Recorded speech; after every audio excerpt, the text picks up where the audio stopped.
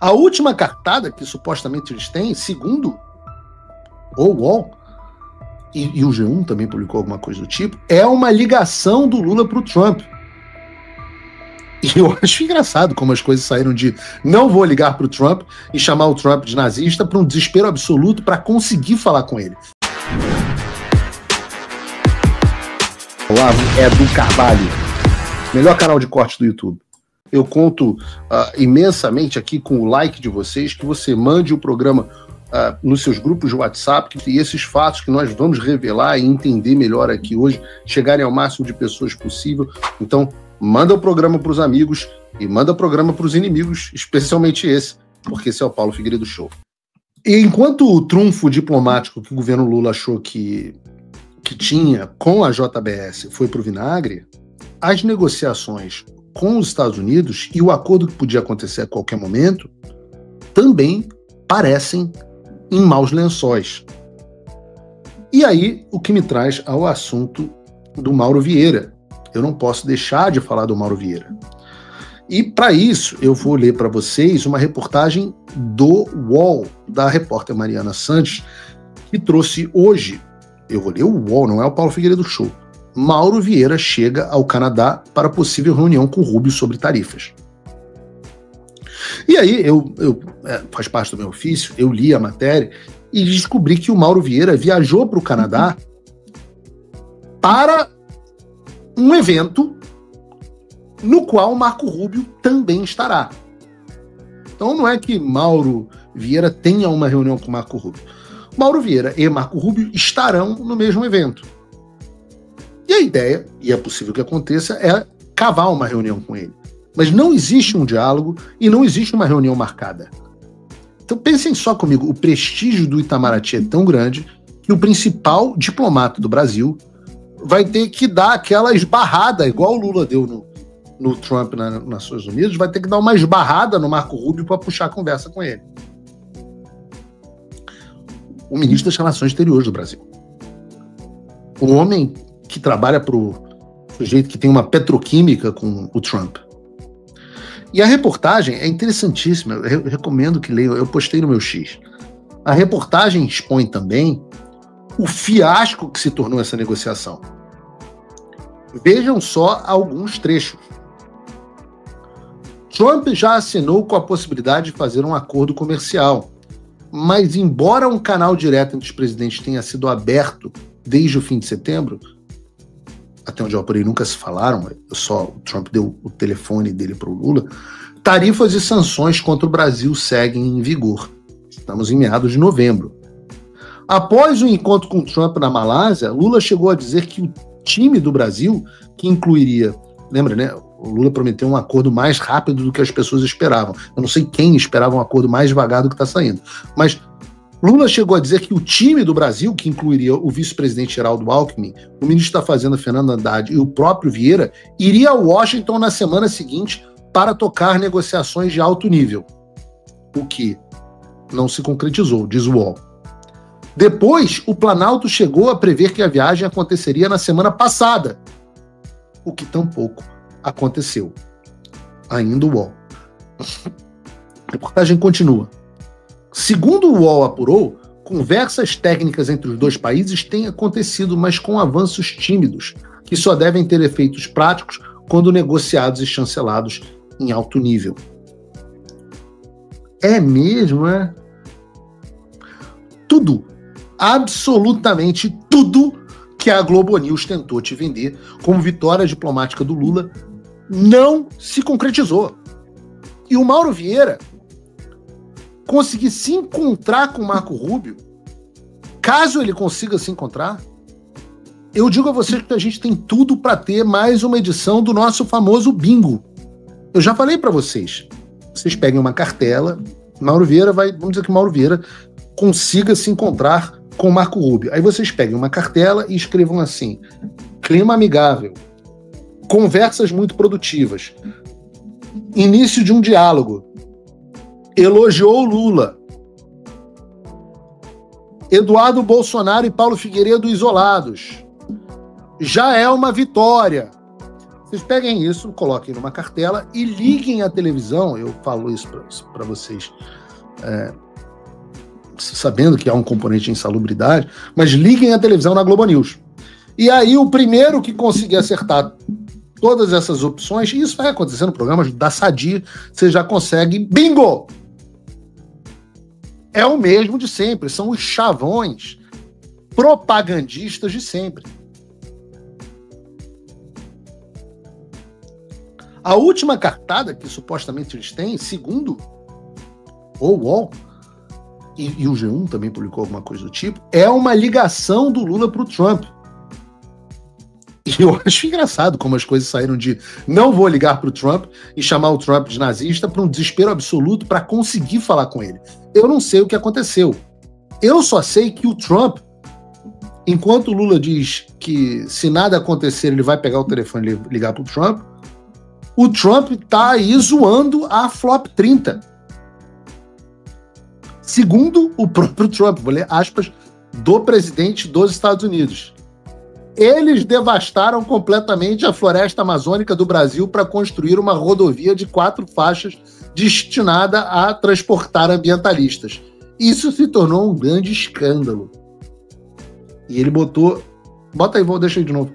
E ele botou uma imagem que me parece ser da... Tira o meu logo aí do Paulo Figueiredo Show, Bruno. Da Fox News. Uma reportagem da Fox News, botando a Fox News reportando 100 mil árvores da floresta amazônica cortadas e tal. O Trump repostando isso. E é um evento um desastre em absolutamente todos os aspectos, né? E tão ruim que não só o Trump zoa a Flop 30, como, apesar dessa petroquímica, dessa relação de broderagem que supostamente o Lula acha que tem com ele só porque ele foi simpático com o Lula, eu me pergunto, quantos oficiais do Departamento de Estado de alto escalão os Estados Unidos mandaram para a Flop 30? Lembrem-se, Lula convidou o Trump para ir. Trump não só não foi, mas ele mandou o vice-presidente. Quer dizer, não, mas mandou o secretário de Estado Marco Rubio, pelo menos. Também não. Mandou o USR, o James Greer. Não mandou também. Mandou o ministro do Meio Ambiente, o secretário de Meio Ambiente, não mandou. Mandou o subsecretário, o subsecretário Christopher Landau, que é o homem que toca Brasil, também não mandou. Mandou um estagiário do Departamento de Estado? Não, nem um estagiário. Nem a moça que serve o cafezinho no Departamento de Estado. Spoiler, não há nenhuma moça que sirva cafezinho no Departamento de Estado. Essa é uma coisa engraçada no Brasil. Você chega em qualquer lugar, qualquer reunião, etc. E a primeira coisa que a pessoa faz é te oferecer um café, né? No governo a gente tinha, no governo do Estado do Rio, na Prefeitura do Rio, a gente tinha uma mocinha que trazia um cafezinho, até em louça, pra gente. Aqui nos Estados Unidos, quando muito, o nego te dá uma garrafa d'água mineral. Mas se bem que até a última reunião que eu tive no departamento, agora que eu tô me lembrando, a última reunião que eu tive no Departamento de Estado, tinha realmente um cafezinho com xícara. Foi a primeira vez. Na Casa Branca já me trouxeram um sanduíche para eu almoçar, mas nunca um cafezinho. Pois bem, não é esse o assunto. Quem está falando de Flop 30 e Brasil não é da administração Trump, mas simplesmente o Gavin Newsom, que é o governador radical da Califórnia. É tão radical, e do lado oposto na política americana, que muita gente acredita que Gavin Newsom vai ser o sucessor do Trump em 2028, o adversário do sucessor do Trump em 2028, o homem que vai tentar ser o sucessor do Trump em 2028. Esse cara tem uma coisa em comum com o Lula, ele também gosta de chamar o Trump de nazista. É uma das figuras, e também é uma das figuras mais detestáveis da política, dessa vez da política americana. E é por isso que ele está lá falando que o Brasil é uma grande democracia, um grande parceiro, que o Trump não pode fazer o que está fazendo. E eu não sei vocês, mas eu digo do lado do Brasil, do lado da diplomacia do Brasil, essa mesma que tem dificuldade em conseguir encontro com o Trump, uma participação do Gavin Newsom não é uma boa estratégia para ganhar boa vontade. E do ponto de vista prático, o que eu apuro é que o Brasil está absolutamente desesperado para negociar o que os americanos negociar algo com os americanos, e os americanos estão ouvindo o que o Brasil tem a oferecer, mas não há nenhum avanço concreto, como eu tenho dito assim, aqui há um tempo. E ainda assim, todas as conversas estão restritas a tarifas comerciais, que eu volto a dizer e vou continuar dizendo sempre, nunca foram um pleito do Eduardo e meu, mas uma decisão do Trump. Então, que o Trump decidir estava bom antes e está bom agora. Para nós, o que nos interessa mesmo são as sanções. E nós estamos animados, né? Porque parece que nós temos um fim iminente do shutdown do governo americano amanhã, e aí quem sabe as coisas continuem a avançar nas sanções, não só avançar para uma expansão das sanções, mas também para que a aplicação das sanções contra o Alexandre de Moraes e seus familiares e empresas seja apertada.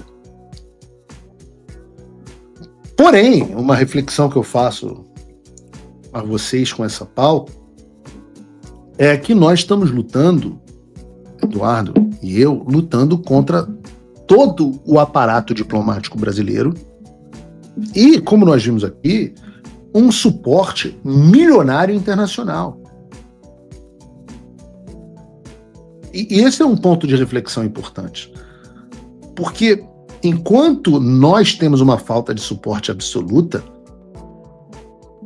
Wesley Batista, JBS, estão gastando milhões e milhões de dólares para defender os interesses do PT. Então vejam a disparidade, né? Todo o corpo diplomático, empresários gastando milhões e milhões de dólares, outro grupo de empresários contratou uma empresa de lobby gastando alguns milhões de dólares. E as pessoas olham para mim e para o Eduardo e falam, vocês é que tem que conseguir. Eu falo, pô, mano, né? Você quer que eu derrote um exército com porta-aviões, com não sei o quê, com o quê? Um estilingue? É uma reflexão. E eu acho até legítimo o que a JBS está fazendo, juro para vocês. É a coisa mais normal do mundo.